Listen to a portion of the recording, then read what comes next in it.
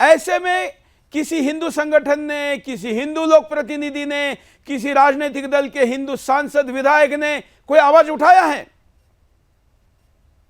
नहीं, देखिए, अभी चूंकि मामला ये तत्काल का मामला है, तुरंत मामला आया है, लेकिन अभी तक किसी ने भी गोलबंद होकर के इसके खिलाफ जो है वो सड़कों पर उतरे नहीं है, नहीं कहीं प्रतिवेदन दिया है कि इस तरह के जो कारोबार किए जा रहे हैं, इस तरह के जो घृणित कार्य किए जा रहे हैं, उसके खिलाफ जो है आवाज बुलंद की जाए और इसके खिलाफ जो भी काम किए जा रहे हैं, जो भी इस तरह के कह सकते हैं कि जो अपराध में लिप्त लोग हैं, उनके खिलाफ कड़ी से कड़ी कार्रवाई की जानी चाहिए। उन्हें जो है वह खोजना चाहिए ऐसे लोगों को जो इस तरह के कारोबार में लिप्त हैं, जो इस तरह के काले कारोबार को कर रहे हैं। तो अभी तक जो है वह संगठन जो है वो कोई भी कह सकते हैं तो सड़कों पर नहीं उतरा है, नहीं उसने किसी को प्रतिवेदन दिया है और नहीं कोई राजनीतिक दल या राजनीतिक नेता जो है उन्होंने भी इसके खिलाफ जो है आवाज बुलंद की है। क्योंकि देखिए, अभी जो सीमांचल का इलाका है, उस सीमांचल के इलाके में किशनगंज जो है वो काफी कह सकते हैं कि बहुसंख्यक वहां पर मुस्लिम आबादी है और पश्चिम बंगाल से जुड़ा हुआ है। तो यह सिर्फ सीमांचल के इलाके में नहीं यह कारोबार किया जा रहा था, बल्कि पश्चिम बंगाल में भी जो है वह खून को जो है वह वहां पर भी बेचा जा रहा था और ऊंचे दामों पर जो है बेचा जा रहा था। तो जिस तरह के ये कारोबार किए जा रहे हैं,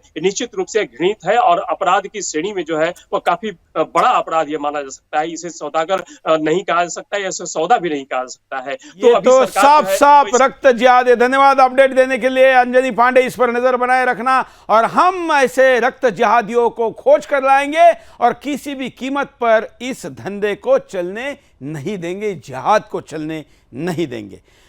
क्यों ऐसा होता है आप जानते हैं? 150 करोड़ के देश में कितनी ब्लड बैंक है और उस 150 करोड़ में से 40 करोड़ लोग तो देते ही नहीं है मजहब के नाम पर।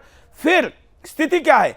1 फरवरी 2019 तक देश में कुल ब्लड बैंक की संख्या 3108 तक ही थी, केवल 3008 तक। ये 1 फरवरी 2019 की अधिकृत फिगर है जो आपके सामने स्क्रीन पर दिखाई जा रही है और उस फिगर के साथ सरकारी ब्लड बैंक केवल 1101 है, निजी ब्लड बैंक 2007 है। इसके साथ ये संख्या बनती है। अब इसको अगर हम देखें तो हम इस फरवरी 2022 तक के आंकड़े को, लाइसेंसी प्राप्त संख्या को अगर हम जोड़ कर देते तो कुल ब्लड बैंक 3807 लाइसेंसी होती है। हाँ, कुछ काले कारोबार करने वाले ब्लड बैंक भी चलते हैं। अब प्रति 10 लाख की आबादी पर 2.78 ब्लड बैंक उपस्थित है हिंदुस्तान में केवल है। देश के राष्ट्रीय औसत से ये औसत काफी नीचे है और बिहार का औसत तो इससे भी खतरनाक है। खास करके जब हम बिहार के औसत की बात करते हैं तो बिहार का औसत 0.85 तक जाता है। इसका मतलब होता है कि बिहार में प्रति व्यक्ति लगने वाले व्यक्ति के समूह पर लगने वाले 10 लाख लोगों के समूह पर लगने वाले खून की संख्या ब्लड बैंक की 1 से भी कम है। ऐसे में जिहादियों को यहाँ पर मोटा पैसा मिलता है और इसलिए ये यहाँ पर ये धंधा करते। राष्ट्रीय रक्त नीति के अनुसार हर जिले में 1 ब्लड बैंक होना जरूरी है, लेकिन ऐसे ब्लड बैंक होने की स्थिति अभी नहीं है।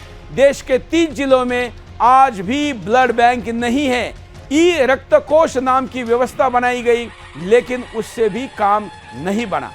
आप सोचिए कौन से कारोबार किए जा रहे हैं। आप सोचिए क्या क्या हो रहा है।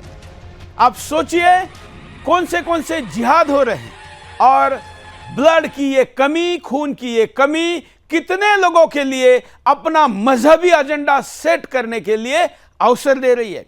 आखिर देश के 30 जिलों में ये न होना और बिहार जैसे राज्य में जहां पर पॉपुलेशन इतनी गति से बढ़ रहा है, वहां पर केवल 1 से भी कम, 10 लाख पर 1 से भी कम ये ब्लड बैंक होना काला कारोबार करने वालों के लिए तो अवसर है ही, लेकिन उससे भी खतरनाक बात यह है कि रक्त जिहाद करने वालों के लिए इससे अच्छा अवसर नहीं हो सकता।